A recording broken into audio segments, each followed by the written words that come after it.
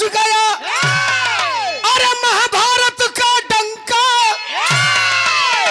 लड़ने चले बहादुर बंका। सज के कुरुक्षेत्र, सज के कुरुक्षेत्र में चला है बर्बरी।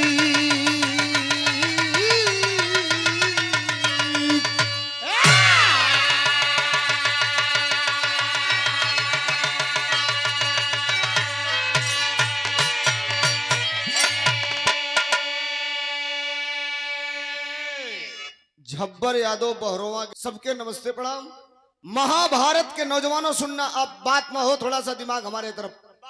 महाभारत के जंग की शुरुआत हो चुकी थी और सबसे ज्यादा कोई दुखी था, किसी को कष्ट था तो वो कुंती थी। रात को 11 बज रहा है, अंधे धृतराष्ट्र के पास जाती है, गंधारी के पास जाती है, हाथ जोड़ के कहती है कि युद्ध को रुकवा दो। न धृतराष्ट्र बोलते हैं न गंधारी बोलती है, आंखों में आंसू लेकर के वापस पलट रही है। एक बात मैं बताऊं, महाभारत को टाला भी जा सकता था, महाभारत को रोका भी जा सकता था। केवल 5 गांव ही न पांडव मांगे थे, केवल 5 गांव कौरवों ने नहीं दिया, पांडव मांगे थे केवल 5 गांव। और आप लोग केवल 5 किलो राशन पे आके अटक गए भाई साहब, केवल 5 किलो राशन। रो रही थी, रो रही थी कुंती, वापस आ रही थी, तब तक पीछे से एक औरत आकर के कलाई पकड़ती है। कुंती पलट के देखती है, कौन हो? कहीं तेरे खानदान की बहू हूं। क्यों कलाई पकड़ी? तो कहीं तुम रो क्यों रही हो? कहीं कल परसों से महाभारत होगा, दोनों तरफ से लोग मारे जाएंगे, अपना ही खून बहेगा, इसीलिए रो रही हूं। और सबसे ज्यादा कष्ट इस बात का है कि मेरे 5 बेटे लड़ेंगे भगवान कन्हैया के साथ अकेले, और उधर 18 अछौड़ी सेना लेकर कौरव लड़ेंगे। एक को बेटा हमार मर जाई, हाँ तो हम जीते जी मर जाई। डांट के आवाज देती है, खबरदार, तेरे खानदान में एक 12 साल का बहादुर है, अकेले महाभारत की लड़ाई को फतह करेगा। वचन दे रही हूं, न तेरा बेटा मरेगा न तेरे बेटे हारेंगे। कुंती से विदा ली, हलस कुंती अपना घर है, अपना घर है, सबेर का टाइम है। जो मेहरुआ वादा कैले रहे, घर में 12 साल का लड़का बा, के जगा के सवेरे नहवावत धोवावत दिया, तरज बिरहा में लग गई। कौन तरज है?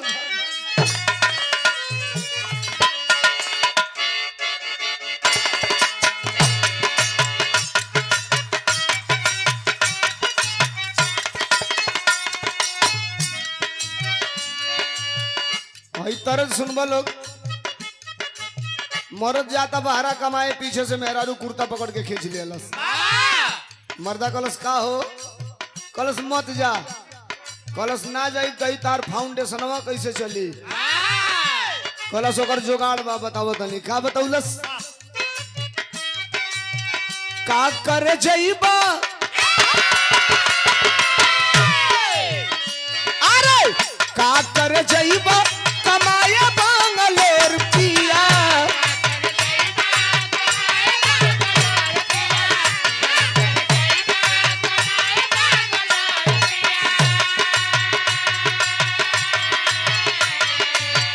का करे जइबा कमाया बांगलोर पिया, खोली लेता घर ही, खोली लेता घर ही किराना स्टोर पिया, खोली लेता घर ही किराना स्टोर पिया।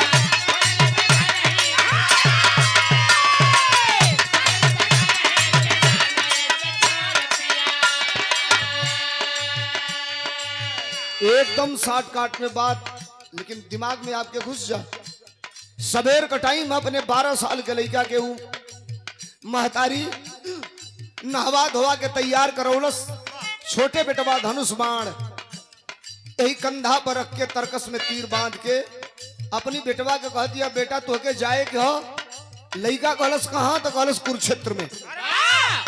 का करे के बाद? लड़े के बाद कलश की माई केकरा और से लड़ब, कलश कोनो और से मत लड़ी हा, तू लड़ी हा कब दूधवा का कर्जा चुकाई दी हा मोर बेटा।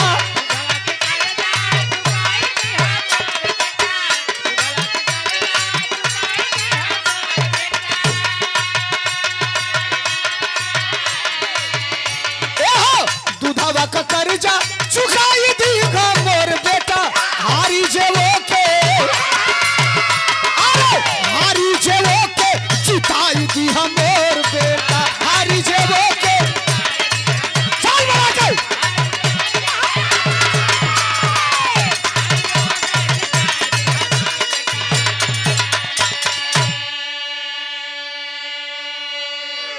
लड़ाई कौरव पांडव के बीच में होगी, खड़ा रही है, कबले मत लड़ी है कि जबले कोनो टीम हारी ना, और जवन टीम हारी वही के ओर से खड़ा होके ते लड़े लगी है। मतलब वो औरत के कहने का एक तात्पर्य था, वो ये सोचलस कि कुंती का 5 गो बेटा, भगवान कन्हैया, और कौरव के पास 18 छौड़ी सेना, तो कौरव 20 पड़ी हाँ, पांडव हारे लगी हाँ। अब पांडव जब हारी हाँ तो अपनी बेटवा सही कलश की जे हारी वही कोर से खड़ा होकर लड़ी है।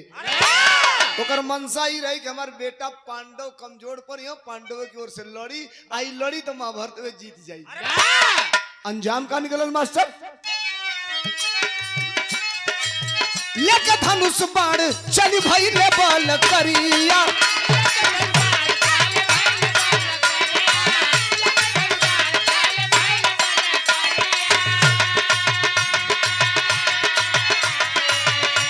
अरे अंतर्यामी कृष्ण के तब लगली खबरिया।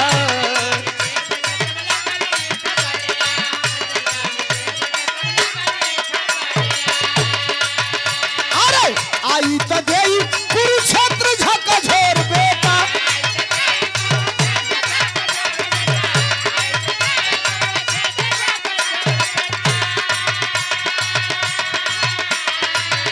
अरे आई तो देई कुरुक्षेत्र झकझोर बेटा।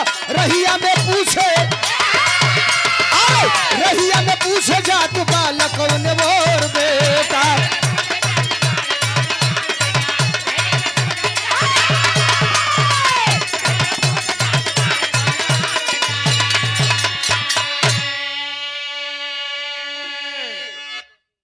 दीपक यादव भैया की तरफ से 51 रुपया, बहुत धन्यवाद। बात जल्दी खत्म हो रही है। उस माँ ने अपने बेटे से कहा जो हारेगा उसके साथ लड़ना। छोटा बच्चा चल दिया, चलत बा छोटे छोटे पांव, छोटे छोटे धनुष बाण ले के चलत बा बेटवा। भगवान कन्हैया सवेर का टाइम है, बैठ के ध्यान करत हूँ पांडवन के साथ। तब तक नजर पड़ल भगवान कन्हैया ध्यान में देखला कि एक नौजवान आ रहा है, एक छोटा बच्चा आ रहा है, उम्र बड़ा नाजुक है, कैपेसिटी उसकी इतनी है कि एक के बाण से पूरा महाभारत खत्म कर दी। सोचना अगर ये चली आई कुरुक्षेत्र में तो हो जाए गड़बड़। अब वो नौजवान रास्ते में आ रहा है, इधर से ब्राह्मण का भेष बनाई के भगवान कन्हैया आके रास्ता में रुक गई। ना कहले बेटा रुक रुक रुक रुक रुक रुक रुक रुक रुक रुक। कलश कहा, कलश कहाँ जाते हुए? कलश कुरुक्षेत्र। कुरुक्षेत्र का करे या तो लड़े। कैसे के हर से लड़बे तो कलश जे हारी ओकरी ओर से लड़ब। भगवान कन्हैया कहला हरी हाँ कौरव, जीती हाँ पांडव। ये कहता जे हर से हारब वहर से लड़ब, जे हारी वहर से लड़ब। तो जब ये खड़ा होके लड़ल चालू करी कौरव की ओर से, तो पांडव सहित हमरो बध कर दी। कहला भाग बेटा भाग, कुरुक्षेत्र के अंदर इतना बड़े बड़े वीर हवा, बाण चले यहाँ तो करे बाण के हवा से उधिया के गिर जाइबे। अब जो ही ये तनी बतिया के सुनला सुन लइकवा, तो ही तत्काल तत्काल वो लइकवा आगे आकर के कलश के सुनिए, हल्का मत समझिए। एक बाण से पूरे महाभारत को खत्म करूंगा। जब इतनी बतिया कलश, तोले भगवान कन्हैया कहला कि कैसे खत्म करबे, कलश कह दे तो कहला हम कैसे मानव की एक बार से पूरा महाभारत खत्म करबे। कलश तो के जैसे प्रतियावे के प्रतियाला तरज विरहा में लागल। कवन तरज हा?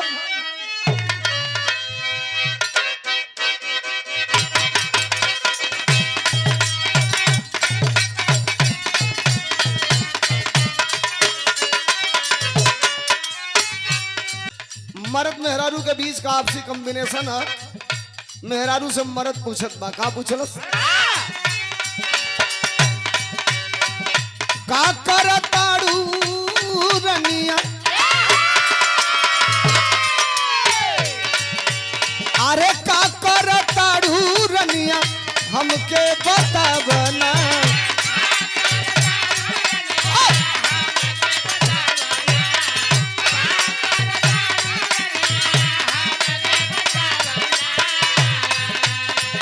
रूपवा से पर्दायापन, रूपवा से पर्दायापन रनिया घाटा बना।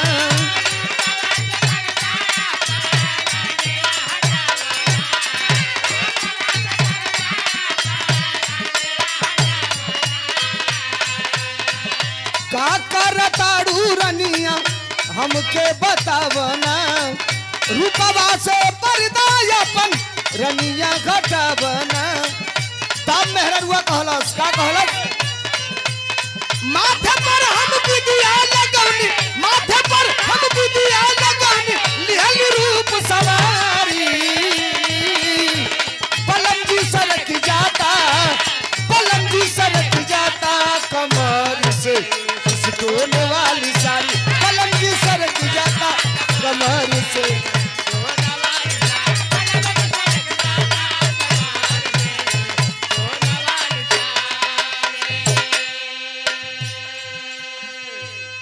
अब सुना, भगवान कन्हैया कहला कि महाभारत की लड़ाई में कुरुक्षेत्र में जाओगे, करोगे क्या? कलश एक बाण से पूरा महाभारत खत्म करब। कहला तो हम कैसे जाने तनी कि खत्म कर देवे।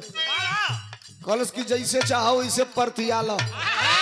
भगवान कन्हैया वो लइकवा से कहत रहन, का कहलन?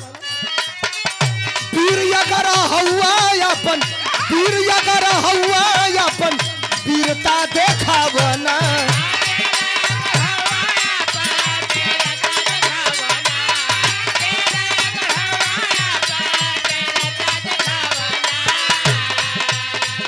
पिपरा का पतइए के, पिपरा का पतइए के बाण से छेदावना।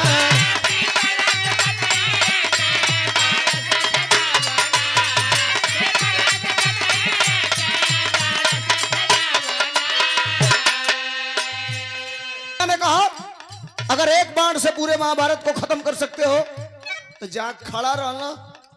एगो पीपर का पेड़ रहल, कहना कि सुन, एक बाण से अगर पीपरा का सगरी पतैया छेद देवे तो हम जानब कि एक के बाण से महाभारत खत्म कर देवे। बस न कहत देरी, लइका पीछे मुड़ी कैले से एगो बाण निकाले के तो एगो पतैया तूर के और नीचवा गिरा के वही अपने पैरवा से तोप दिया। अतोले लइकवा का कैलस? अरे कहत देर ना धनुष के ऊपर, कहत देर ना धनुष के ऊपर लिहल चढ़ाई। तका पे चपटिया के छेदे पतिया ये के बाण से कांपे ने कन्हई। छेदे पतिया ये के बाण से।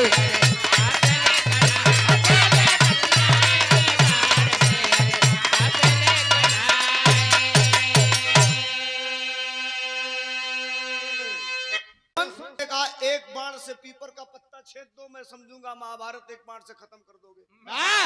1 मिनट लगल, चढ़ौलस धनुष पर बाण, चला दियालस सनसनात बाण, पीपर का कुल पत्ता छेदत। भगवान कन्हैया के पैरवा पर पंजवा पे आके गनगन गनगन नाचे लागल। भगवान कन्हैया देखला ओकरे और कहला ई कैसन? तो कहला सोई तारे पंजवा के नीचवा एगो पतई ह, अगर पैरवा हटा देबो तो पतैया के छेद देई। अन्ना हटाइबा तो तोहर पैरवा छेद के वो पतैया के छेद दे जो कहलस पैरवा के छेदी तोले हट कहला रे भैया एउ पतई के बाण छेदलस छेद के तौले ऊपर उठल है लइका पकड़ के वो बाण के अपने तरकस में रख लेलस। इनका कमिटमेंट जो नौजवान से हुआ था उस धनुषधर से हुआ था कि एक बाण से पूरे पत्ता को छेद दो, छेद दिया और जो ही छेदा तो ब्राह्मण रूपी श्री कृष्ण कहला बड़े बहादुर लग रहे हो। कलश बस छेद दिया तो बहादुर हो गई अब बोले आंखी में ना गड़त रही है तोहरे। कहला जो बहादुर होता है ना वो दानी भी होता है। मर्दवा आ गिला असली औकात पतू 1.5 घंटा से बिना मतलब का लपेट के हई छेद हई चलाओ। अरे मंगही के बाद तो पहले में मांग लेता बोले हम देव के खत्म हो गई लेते। कहना लेकिन यार लड़कों से क्या मांगू, मुझे लग रहा है तुमसे मांगूंगा तुम दे ही नहीं पाओगे, बच्चे हो। कल सब गलत बोल दिए आप, परीक्षा भी ले चुके हो फिर आप कह रहे हो बच्चे हो। तब कहला कि तुम दे नहीं सकते। कहला जवन मंगबो तवन यही जा दे। कहला इसे ना 3 वचन, कलश 3 वचन, जवन मंगबो तवन देब, जवन मंगबो तवन देब, जवन मंगबो तवन देब। कहला तो हम मांगत हई बेटा सुन, तो के देवे के है। कहला मांगा का मंगला भगवान कन्हैया।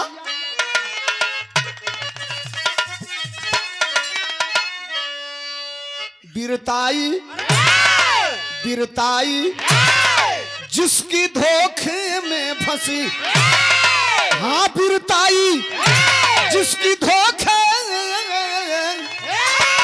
हो बिरताई जिसकी धोखे में फंसी, संग के बलवेदी पर मांगे शीश कन्हाई। संग के बलवेदी पर मांगे शीश कन्हाई। बिरताई जिसकी धोखे में फंसी, अपने कटार से आपन गर्दन काट के अपने हाथे ही झोंटा पकड़ के हमारे हाथ पर रख दे। ये मांगत ही तो से ये मांगल चाहत है।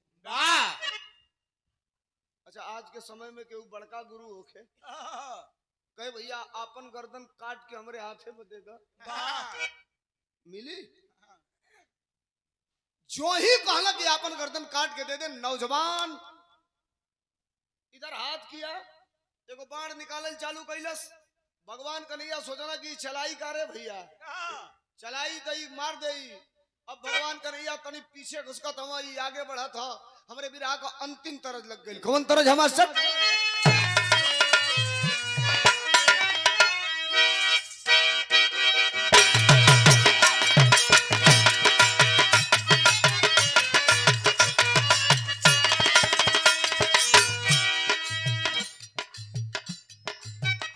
ए राकेश भैया, पहले माई हमार काकी चाची गोदना गोदवा से बाही पर, तो गोदना गोदवा से तो कुल का नाव लिखाओ, पानमती देवी,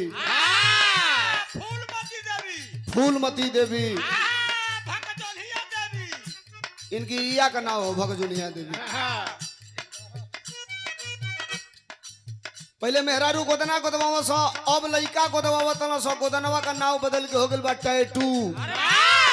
सही जगह गोदा जाता तो ठीक, नौका लइकवा है करेजा पर गोदवा तना सो।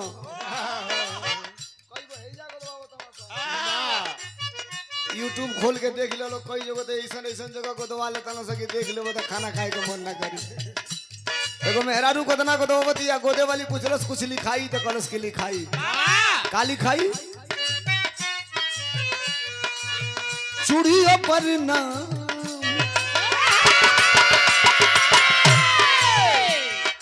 अरे चूड़ियों पर नाम हमारा, सड़ियों पर नाम बा।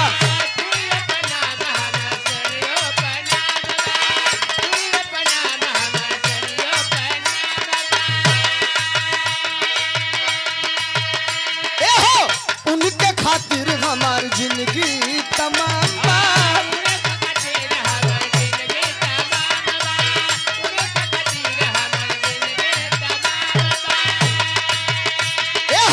चूड़ियों पर नाम रसड़ियों परिणाम बहा, उनके खातिर हमारी जिंदगी तमाम बहा। सरधा पूरा न मोरे मनावा के, सरधा पूरा न मोरे मनावा के, गोदा गोदा खाली भाई, गोदा गोदा खाली भाई, गोदा नमा के गोरे हथवा पर नाम सजनवा के, गोरे हथवा पर नाम सजनवा।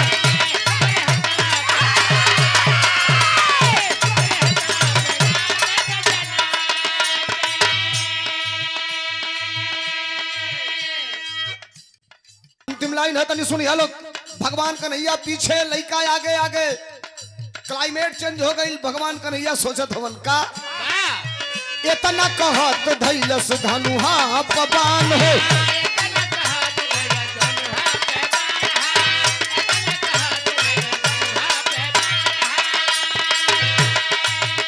अरे कारण बताव ना त ले ले जान हो।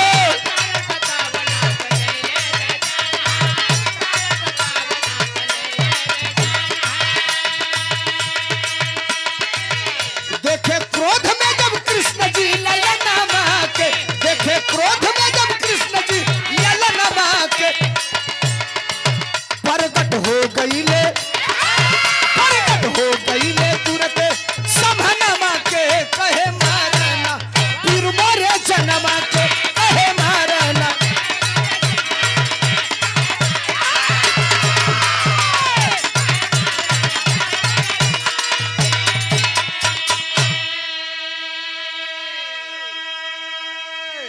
बाण देखने के बाद भगवान कन्हैया ने कहा अगर देना है तो दो, और नहीं तो कह दो कि जो मैं वचन दिया हूं वो नहीं पूरा करूंगा, मैं अपने घर चला जाऊंगा, तुम अपने घर जाओ। कहा कि खबरदार, देने और नहीं देने का सवाल नहीं है। कहा तो तब क्यों बाण चढ़ा रहे हो? कहा सुनिए, तुम्हारे जैसा साधारण पंडित अगर पंडित होगा, ब्राह्मण होगा, तो इतनी नीची सोच, इतनी गिरी हुई सोच नहीं रह सकता। मेरे समझने का मतलब, मैं जो सोच रहा हूं कि जो तुम दिखाई दे रहे हो वो हो नहीं, और तुम हो कौन?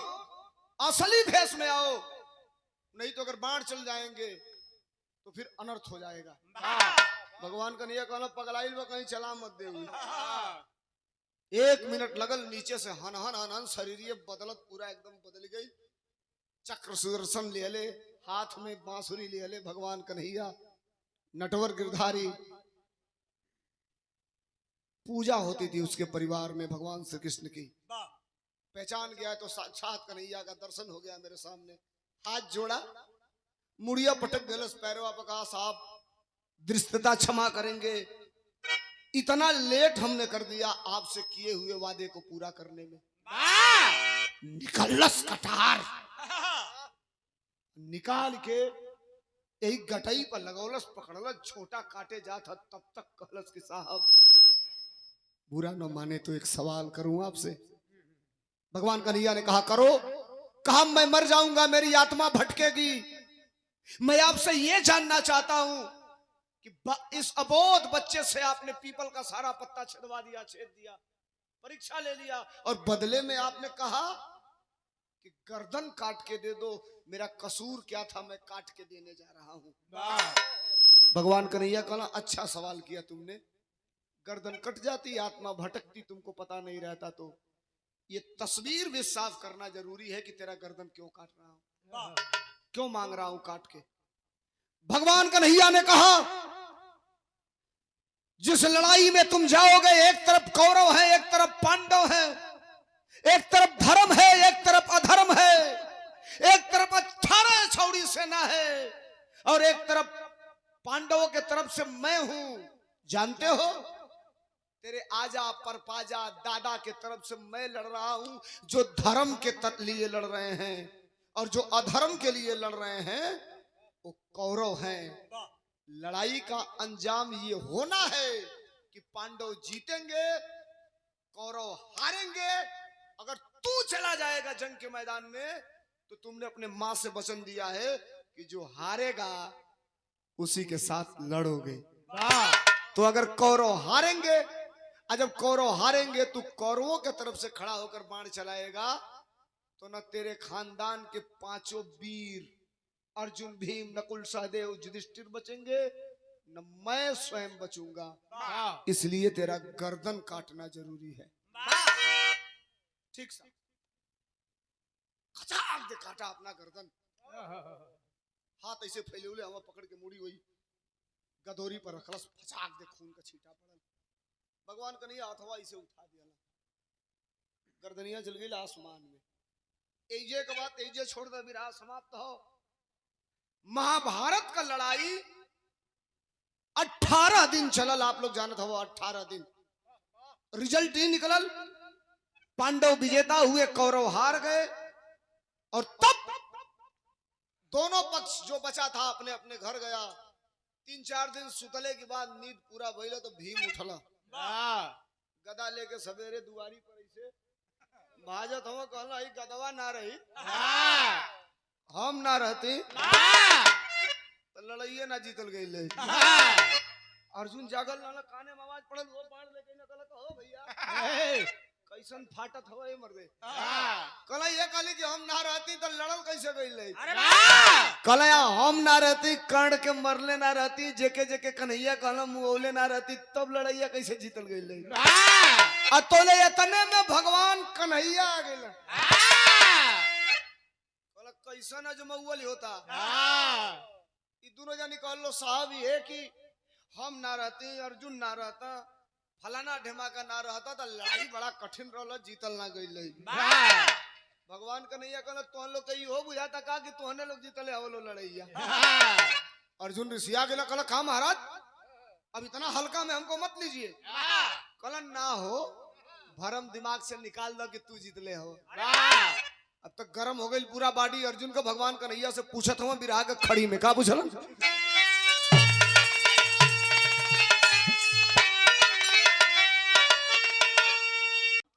भगवान कन्हैया से अर्जुन पूछत हम का पूछल।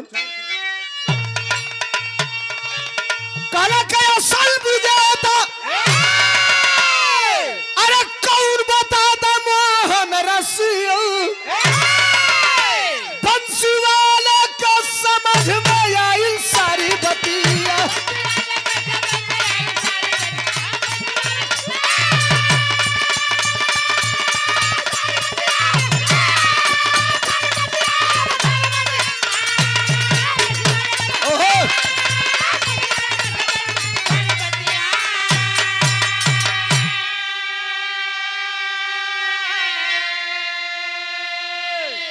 असल विजेता कौन बता दो मोहन रसिया, बंसी वाले के समझ में आयल सारी बतिया।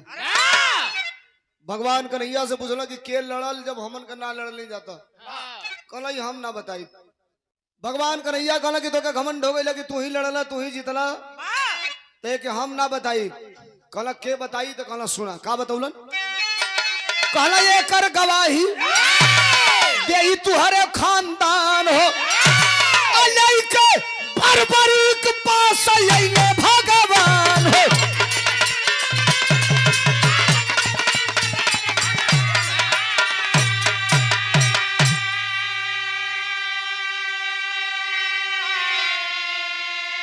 अब कहला कि तू लोग बताई अकी आंखी दिखाई। कहला तुके जैसे करे को के क्लियर करो ना तो गड़बड़ होता। अब पांचों भाई के लिए ना अर्जुन, भीम, नकुल, सहदेव, युधिष्ठिर के लेके आ गया कुरुक्षेत्र। अर्जुन कहला अरे मर्दवाई मटिया बहिल ने महकत है। अबे 4-5 दिन भइल लड़ाई खत्म भइले, आ तू यही लिया के चली ला और लड़ाई बा का। कहला लड़ाई ना, हाथ ऐसे कहला, जो ही हाथ ऐसे कहला आसमान से ऊपर बड़ी कमूड़ी आई, कोई हाथ पर टिकली है। कहा प्रभु। कहला बेटा है पांचों जानी के भ्रम है कि ये लोग महाभारत का लड़ाइया जीतले है लोग, सही कहा तनी के तस्वीर साफ कर। कहला सही तो है कि ह लोग के। अब अर्जुन कहला अरे कहता कि ह लोग के। कहला हाँ भैया के हवा तू, तो हमके पहचानत ना हवा। कहला हम तो चिन्हते ना है। भगवान कन्हैया कहला ई छोड़, राजेश यादव समाजवादी पार्टी के नेता हैं, जिला कार्यकारिणी में सचिव भी हैं, आपके जनपद के नौजवानों के लीडर हैं, आपके तरफ से सुंदर पुष्पहार भगवान कन्हैया के द्वारा वो जो सर अपने हथेली पर मंगाया गया था, वो बर्बरी कहा कि अगर हमसे जानना चाहते हो कि इस लड़ाई को लड़ा कौन, तो पूरे 18 दिन की लड़ाई इस नजरों में कैद है। जहां से पूछोगे, जब पूछोगे तब बताऊंगा। अर्जुन कहना था के लड़ल, हमन का ना लड़नी आता। कलश ला हम बताओ तो नहीं के लड़ल। तू मुड़िया बोलती है का कलश की कोई नहीं मारा किसी को रन बीच, कलश सगरी महाभारत है कन्हैया हुआ जीते।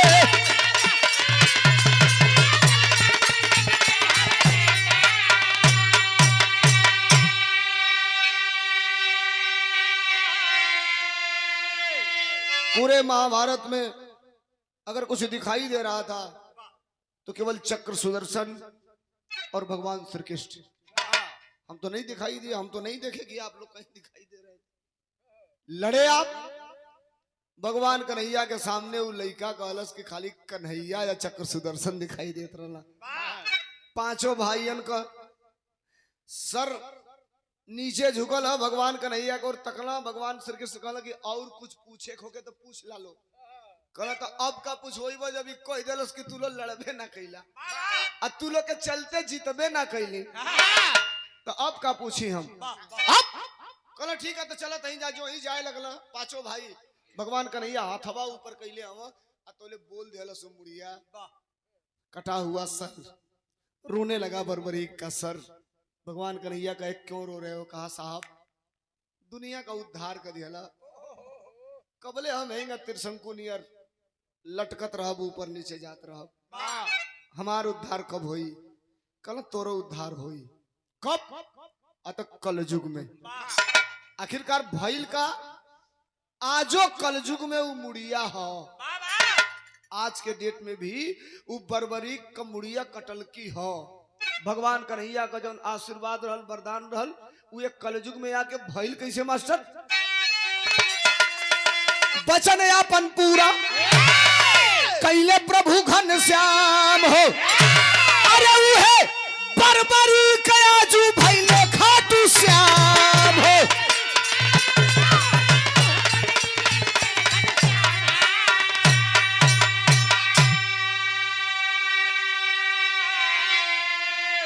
वही बर्बरी का कटा हुआ शीश राजस्थान में आप जाएंगे, सालासर एक जगह है जहां एक मंदिर है, वही कटी हुई शीश बर्बरी की खाटू श्याम के रूप में पूजी जाती है पूरे दुनिया में, पूरे देश में। कहीं बैनर पोस्टर पर आप खाटू श्याम का फोटो देखते होंगे तो पीछे लिखा होता है हारे का सहारा खाटू श्याम हमारा। कटा हुआ शीश बर्बरी का। भगवान कन्हैया का वरदान पूरा भइल, कहानी हमार खत्म भइल। अंतिम लाइन के बाद कैसे? गुरु बिहारी गुरु गणेश है धन्य हरि की लीला। बर्बरी है आज भी जिंदा, ये प्रमाण है मीला। वीरताई जिसकी धोखे में फंसी, वीरताई जिसकी धोखे में फंसी, सोलंकी गया कभी का नहीं नहीं कविताई। वीरताई